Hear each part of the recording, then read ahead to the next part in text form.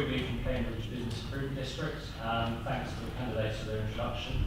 It was interesting this morning to hear Danny Alexander talk again about business rates. That shouldn't be a surprise to anyone up there.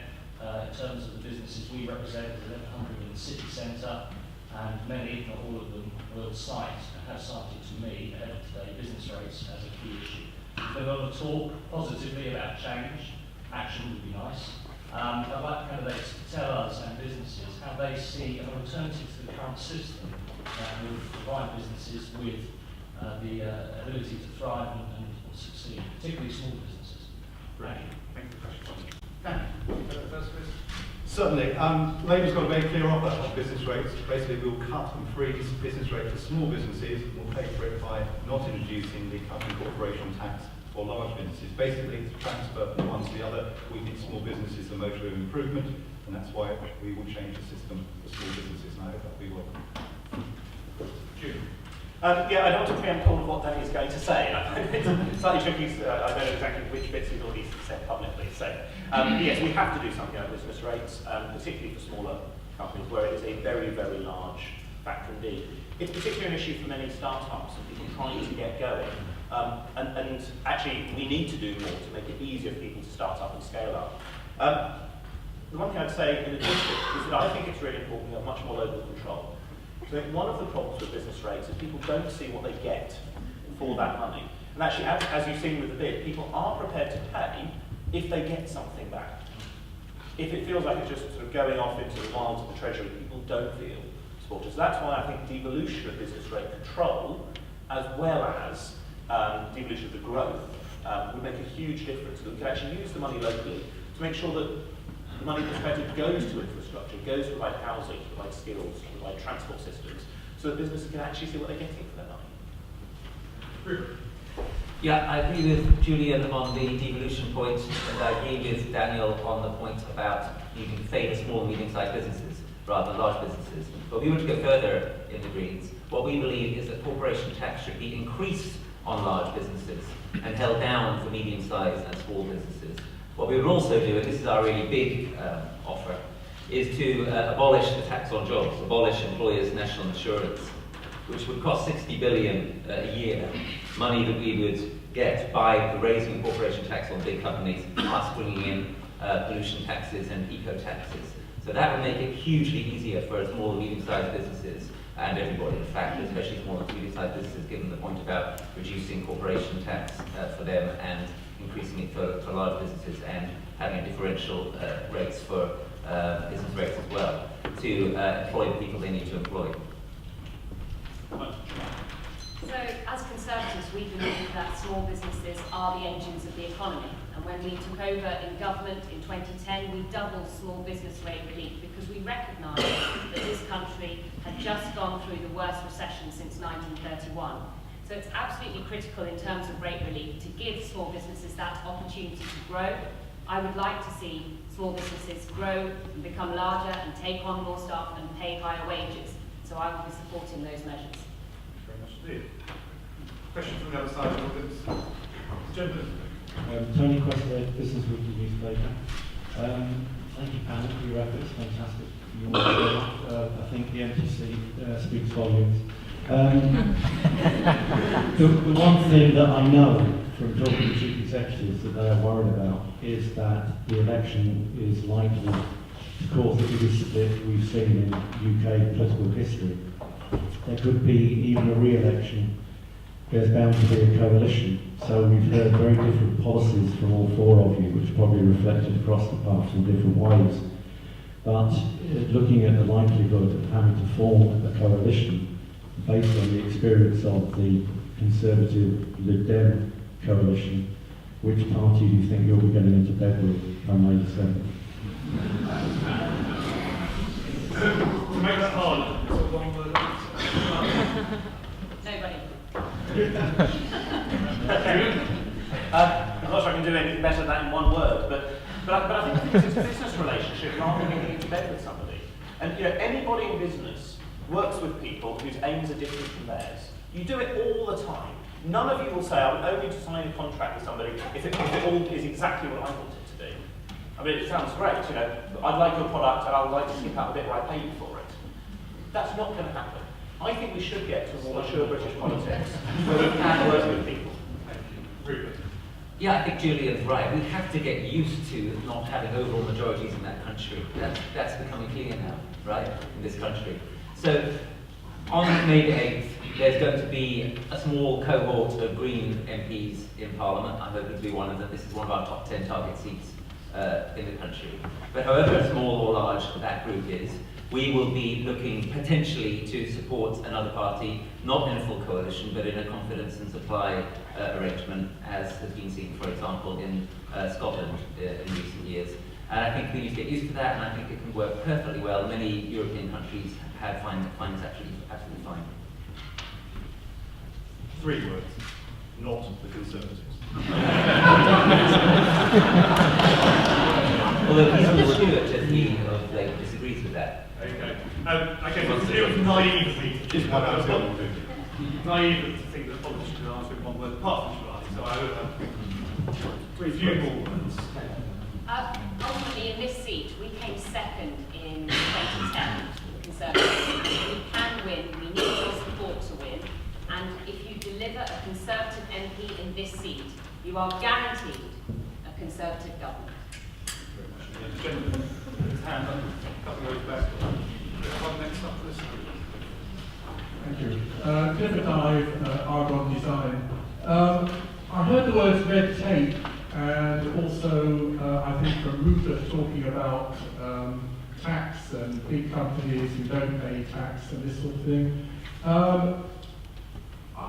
In our small company, we're seeing very good evidence of exceedingly hard work by HMRC to materialise as much as they can from us.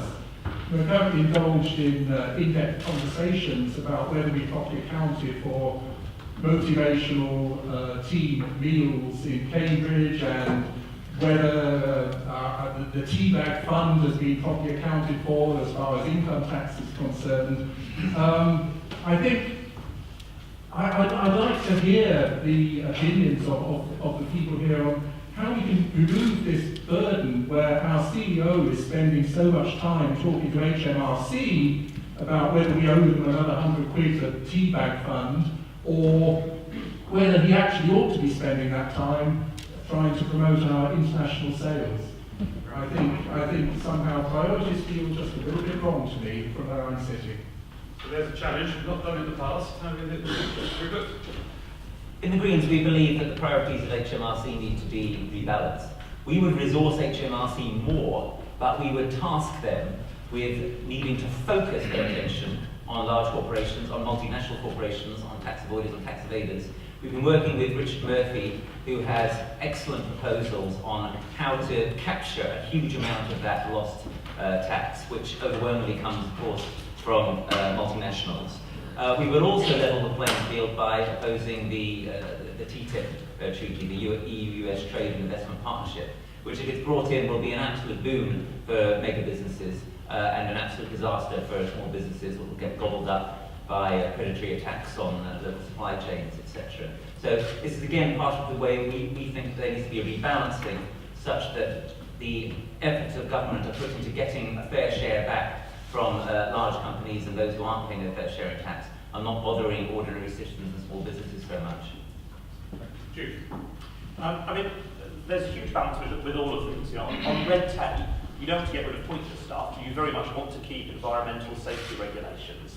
You know, I think everybody would agree with that. So it's about moving that balance to get rid of the stuff which really is pointless, but keep stuff that actually makes a big difference. On HMRC, I think they are getting the wrong things. They do go too much for small sums of money rather than focusing enough on big sums. That's gradually changing. We've actually set up a new unit that specialises on the big dodgers, but that hasn't flowed through. And the problem is the amount of effort HMRC will spend to get 100 quid from you. And I've seen it with lots and lots of constituency cases. If you're in Cambridge, do get in touch. I'll have a look at the details. They spend a huge amount of that, but then big abuses go on. We have an incredibly complex tax code, and it's partly because we've tried to tack on bits and pieces at the time. And it means there are loopholes for people who want to put the effort into really dodging, but it's really hard for people who want to actually stick to rules. It's brilliant for accountants, it's not good for the businesses. So I would hope we can simplify that and be much firmer on people who are actually doing the big abuses I think we all detest, and help people in using the tax system for the purposes it was intended by Parliament for. Thank you. Chamali. Thank you, Clifford, for the question. In 2011, we introduced the Red Tape Challenge to allow employers and employees to tell us about regulations that didn't work so we could scrap those. And I would like to see more of that. It's interesting that under Labour, we actually went from 4th place to 89th in the World Economic Forum in terms of the burden of government in terms of regulation, which cost us 12% in our GDP annually. So we have taken steps and measures to increase our ranking and go back up 17 places on the scale. Then more needs to be done, and that's by working with business. And also with the HMRC, it actually requires a culture change. The legislation is there for them to go after big businesses. I hear what you're saying, and I've come across it in my capacity as a lawyer advising smaller companies, that actually it's the small guys that get screwed, if you like, in this situation. So we need to change that, because ultimately, as I said before, it's small businesses that actually grow the economy. A very familiar point. I think it's not actually a party political point to some extent, in the sense that successive governments say they want to tackle this. Government's answer generally set up another unit to deal with all the red tape. And I think it's a problem of modern governance, quite frankly. The fact that we have the technological systems to do all this stuff means that we keep doing it. It's not just the business community. We talk the voluntary sector, they're weighed down with problems of applying the stuff, the big culture. So I think what we would try and do, and we said it before, and I'm sure the current government is saying it as well, is you try and crack down there. But one way you don't deal with tax evasion and all the rest of it is by cutting the number of tax inspectors, and that's what happens with HMRC. So they're trying to do a very difficult job, and they don't, in my view, have the resources to do it. But just one final point, because I think there's a big philosophical point of difference here about, and Chamali mentioned, small state, big state. I think actually in the modern world, how you shape markets is really crucial to economic success. Good example, the mobile phone sector, where Europe is so much better than the United States because it had the right regulatory framework. Similarly with clean tech for Cambridge, getting the right regulatory framework in future will create the green jobs for an area like this. Left to the market, it won't. And I think that's a big philosophical divide, which I think we will ponder.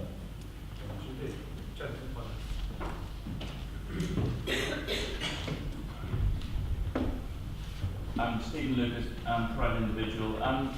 You all make laudable statements about improving the transport congestion on the A14, about improving housing, improving access to investors, coming access to new businesses. But there are a lot of stakeholders, as far as I'm aware, here in Cambridge, whether it's Cambridge City Chamber of Commerce, City Council, Cambridge Network, LEP, UKTI. Some of these have different political persuasions on their boards. How do each of you plan to deal with all of those stakeholders to make all of these laudable aims possible? Daniel. Big question. It's something which many people have talked about here for a long time. Business, to me, has always been very clear. There's like one council in Cambridge. I've long wanted one council in Cambridge. Political reality is, for the last 20 years, people have been trying to do this. Personally, I don't fancy another round of local government reorganisation, which tends to pitch counties against districts and wastes huge amounts of money. Those of you who remember the last round. So I think what we're seeing actually is all the parties coming to a similar view, which actually is about trying to build partnerships to work together. Now, combined authorities, which have been happening to some extent already. It's certainly what Labour's committed to. Hilary Benn will be in the city on Thursday, and we'll be talking about this. The city deal, I think, at one point did look very exciting, in the sense that it began to break the tentacles of the Treasury, which was the dog of the devil of both governments. Actually, of course, when it came to it, the exciting tax increment financing proposals really would have freed up the resources. They drew back a year ago. I think we were very close to getting it a year ago. Now, I'm absolutely committed to having another go, but again, I think we're getting the hint here. Some of this isn't about party politics. Some of these are structural issues of governance. But it will also require goodwill and good local relationships.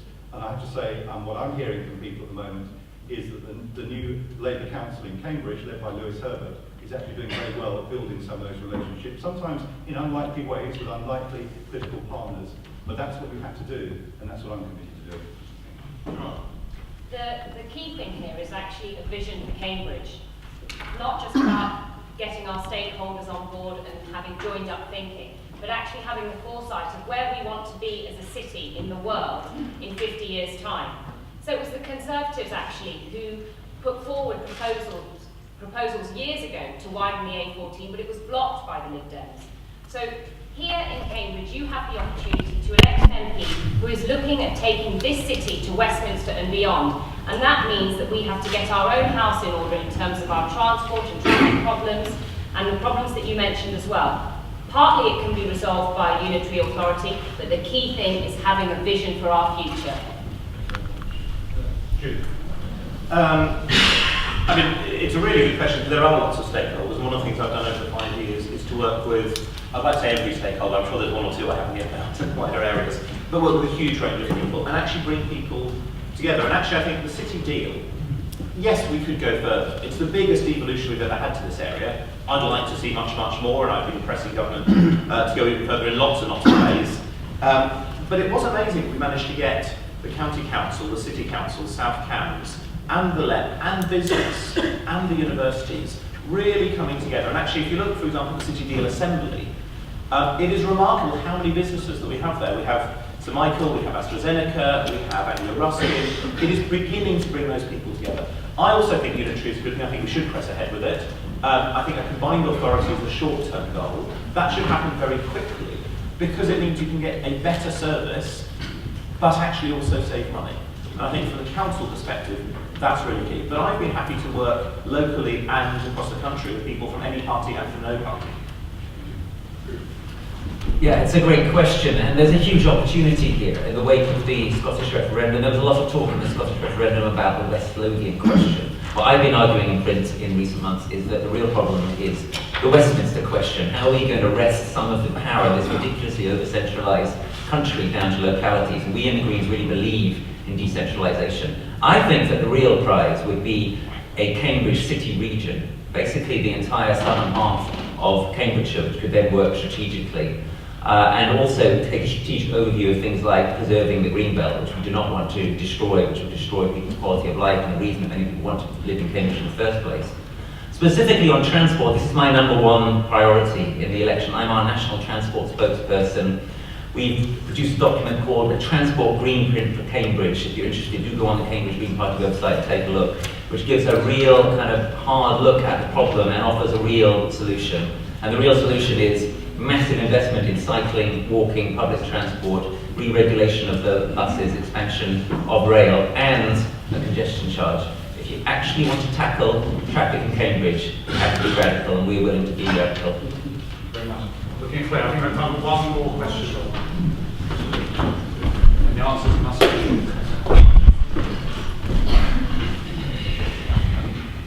Thank you. Sarah Garland from Cambridge Live. Assuming you were successful in May, and you were lucky enough to be selected to bring a private members bill forward, which possibly is even more challenging, what topic would you be championing to underpin the success of Cambridge in the future? Dealing with the housing problems, particularly the rented sector, I think it's a huge problem for employers. We can't get people here, we can't get the right skills if people can't afford to live here, and that's what I'll be pursuing. It's a tricky one, I'm not sure. I'll think about it. One thing that I care very much about, and that a private members bill could potentially work on, is measures to make a circular economy more feasible. That's the economy of the future, where we don't just mine things, make products and throw things away. The whole thing is joined up, cradle to grave, in a circular fashion. There are measures that could be taken in terms of tax incentives, in terms of research incentives, etc., to make that more possible. Yeah, I'm just saying that's something I would look at, possibly for a private members bill.